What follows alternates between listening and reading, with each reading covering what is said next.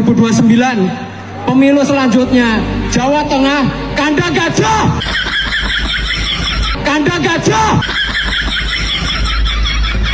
Kerja-kerja kita itu untuk mendukung Pak Presiden.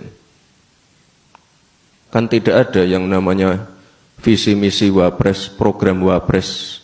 Yang ada visi misi Presiden dan program Presiden. Tidak ada program lain selain program Bapak Presiden Prabowo. Terus ini program apa? Program punya siapa? Terus kenapa Gibran bilang kalau dia itu hanya sebagai pembantu presiden? Nih, kalau kita cek Google, pembantu presiden itu adalah menteri negara. Lalu, urgensinya apa? Gibran mengklaim bahwa dirinya sebagai pembantu presiden dan tidak ada program wakil presiden. Apakah nanti kalau ada kebijakan yang salah, Gibran itu tidak mau bertanggung jawab dan dilimpahkan tanggung jawabnya ke presiden? Atau Gibran itu memang mengakui kalau dia tidak bisa kerja? Selama Gibran masih nongkrong sebagai Wapres, sampai kapanpun tidak pernah dapat berkah dari Allah SWT. Ketua Majelis Syura Partai Umat, Amin Rais, masih menyesalkan terpilihnya Gibran sebagai wakil presiden. Bahkan saking sakitnya ia menambahkan dengan nada serius bahwa Allah Subhanahu wa Ta'ala akan murka jika Gibran tetap menjabat sebagai Wapres. Assalamualaikum warahmatullahi wabarakatuh. Wartawan senior media Indonesia membocorkan, yaitu Jokowi di periode kedua. Kita lihat dulu, sering banget dikritik oleh Amin Rais, dan kritikan Amin Rais ini justru membuat elektabilitas Jokowi naik sampai 4%. Nah, di saat Amin Rais tidak pernah mengkritik Jokowi, justru turun menjadi 2% ya. Jadi, menurut wartawan senior media Indonesia ini, Jokowi ini selalu ingin diperbincangkan dirinya di media mainstream maupun di media TV-TV nasional atau di sosial media, karena justru ini akan menjadi sorotan publik dan akan mempengaruhi elektabilitas dirinya waktu itu. Nah, kalau kita lihat memang Jokowi setelah purna tugas sampai sekarang pun masih dibincangkan, masih menjadi sorotan publik, apalagi dengan permasalahan dugaan ijazah palsunya yang tidak kunjung selesai. Bahkan menurut beberapa masyarakat, Jokowi ini memang selalu ingin menjadi media darling dan tidak mau lepas daripada sorotan kamera wartawan. Nah, begitu juga dengan dinasti Jokowi, yaitu terutama dengan Gibran yang sekarang menjadi perbincangan publik mengenai statement-statement Gibran yang dianggap blunder dan kosong. Dan ini semakin membuat masyarakat maupun netizen selalu membicarakan Gibran, mengomentari yaitu inilah kualitas Wapres kita sekarang. Dan ini kalau kita lihat sengaja, yaitu tim daripada Gibran, bagaimanapun Gibran ini selalu dibicarakan oleh masyarakat supaya elektabilitasnya bisa diperhitungkan di Pilpres 2029 mendatang. Apalagi kita lihat adiknya Kaisang sudah menargetkan seperti Jawa Tengah bisa dimenangkan oleh PSI. Jadi sepertinya memang politik Jokowi apapun yang terjadi di Indonesia ini, anaknya seperti Gibran, Jokowi selalu diperbincangkan oleh masyarakat karena ini menjadi sebuah kekuatan elektabilitas bagi mereka supaya anaknya bisa mencalonkan diri di Pilpres 2029 mendatang. Baik, langsung saja kita dengar ini bocoran dari wartawan senior media Indonesia tentang Jokowi. Pernah ada yang membocorkan sesuatu kepada saya ketika menjelang periode kedua pemerintahnya Pak Jokowi itu. Dulu kan musuhnya itu Pak Amin Rais kan. Maksudnya musuh dalam tanda kutip musuh yang sering mengkritisi Pak Jokowi, musuh politik oposan gitu. Suatu hari itu tiba-tiba Pak Amin Rais itu 2 minggu itu sama sekali diam, tidak bicara soal Pak Jokowi, padahal biasanya mengkritik. Itu di waktu-waktu menjelang Pak Jokowi mau naik lagi mau pemilu. Itu membuat Pak Jokowi risau katanya, kata sang pemberi informasi ini. Loh, ditanya itu kenapa tuh Pak Amin Rais kok nggak pernah mengkritik saya lagi, katanya begitu. Ditanyakan begitu, loh coba cari penyebabnya. Nah, dicarilah nih tim dekat ini. Oh, karena putrinya ya sudah sempat menjadi tersangka kalau nggak salah di kepolisian. Diberitahu seperti itu, kemudian Pak Jokowi nelpon di reskrimnya Polri itu kenapa itu anaknya Pak Amin Rais? Kita begini-begini. Enggak. Bebaskan, jangan diperiksa-periksa dulu. Udah. Nah, setelah dibebaskan itu, mulailah kemudian itu mengkritik lagi. Panas lagi. Lah, apa tujuannya Pak Jokowi? Apa minta staf sparring partner? Ternyata enggak. Si narasumber ini bilang bahwa setiap Amin Rais itu mengkritik Pak Jokowi, elektabilitas Pak Jokowi itu naik 4% setelah disurvei. Begitu Pak Amin Rais 2 minggu diam, itu turun 2%. Jadi kritik itu ternyata penting juga buat elektabilitas. Karena pernah ada yang menceritakan seperti itu, maka analisis saya, menurut keyakinan saya tadi itu, bahwa orkestrasi yang pertama adalah ya untuk supaya tetap berada di orbit perbincangan publik. Untuk kepentingan siapa ya? Kepentingan Pak Jokowi, kepentingan PSI, kepentingan Gibran mungkin.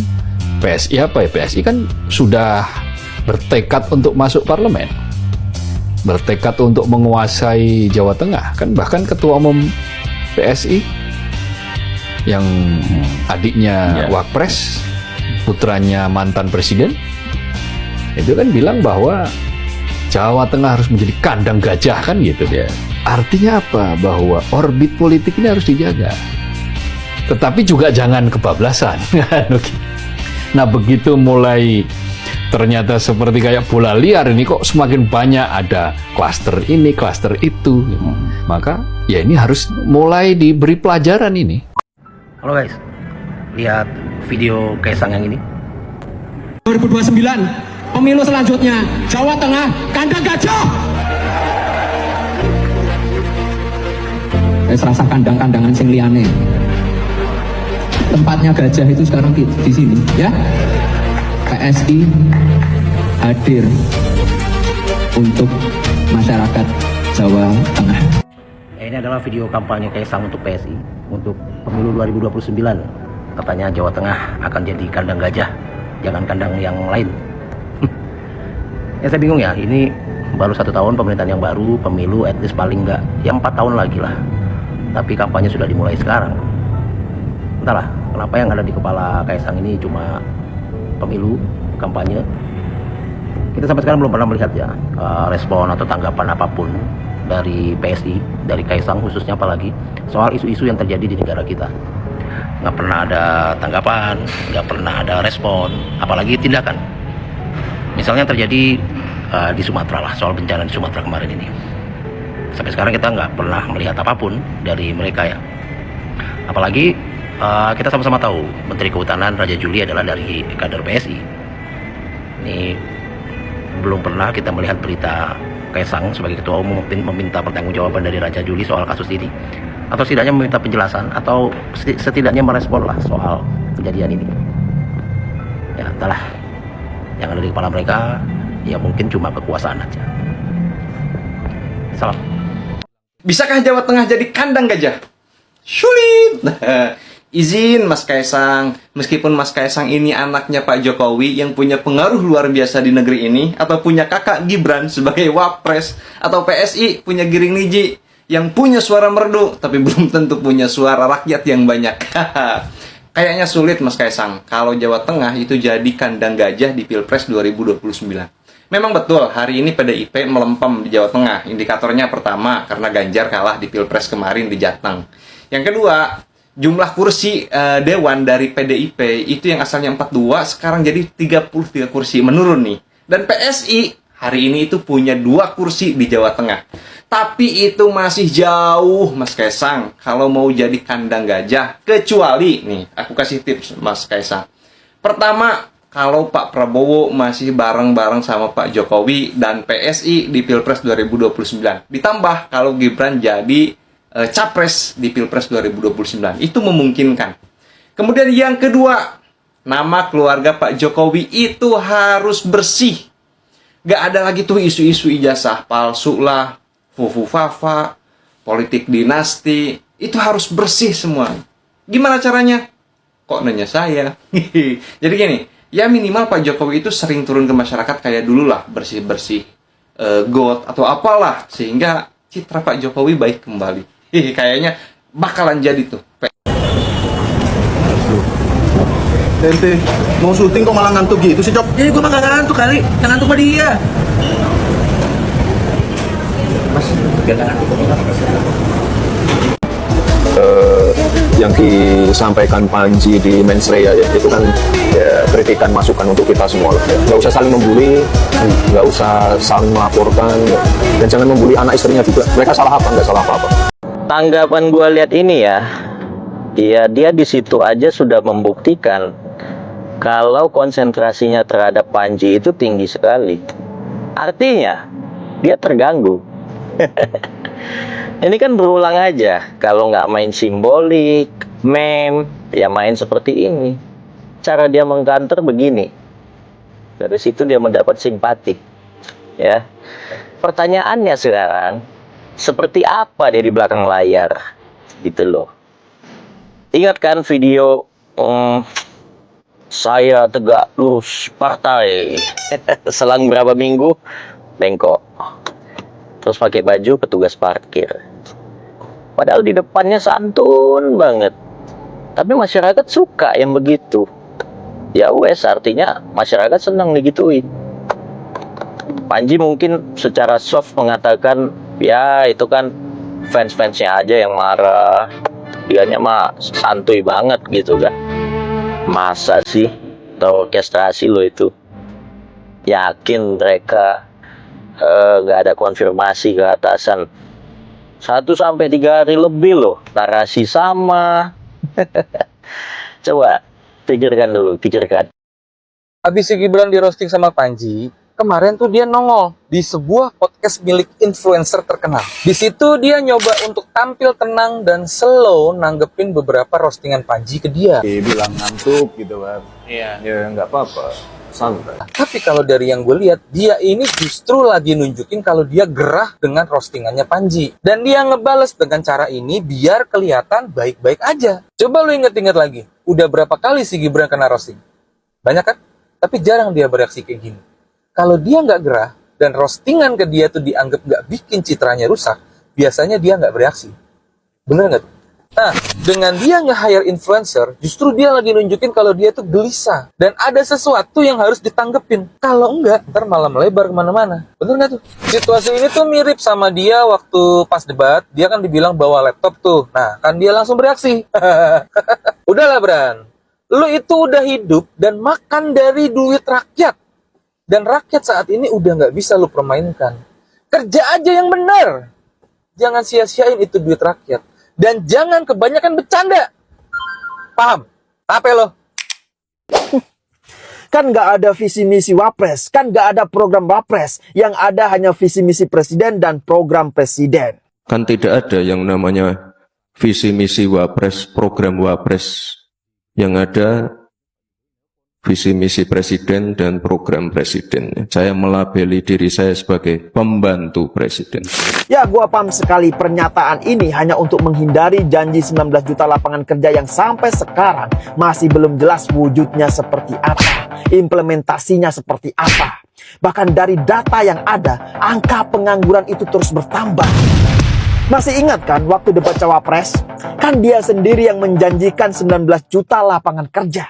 Insya Allah akan terbuka 19 juta lapangan pekerjaan untuk generasi muda dan kaum perempuan. Dan setelah dilantik menjadi Wapres, Gibran juga terlihat langsung tancap gas membuat program yang namanya Lapor Mas Wapres. Terus pertanyaannya, semua itu program siapa? Kan program Wapres, bukan program presiden. Dan sekarang ketika banyak sekali masyarakat yang menagih janji kepada Wapres, malah bilangnya, kan gak ada visi misi Wapres, kan gak ada program Wapres. Ya beginilah kalau dikatakan kosong, para buzzernya itu tidak terima dan marah-marah. PA. Kapan terakhir kali kamu dapat tertidur tenang? Jadi melalui konten ini ya,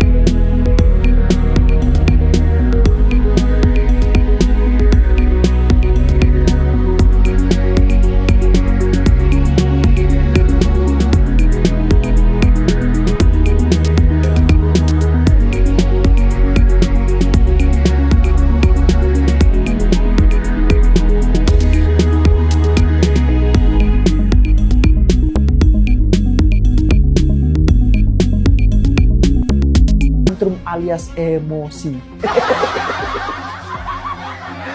Ya makanya tidak heran jika PSI dan Jokowi sangat-sangat bernafsu ingin mengalahkan PDI Perjuangan.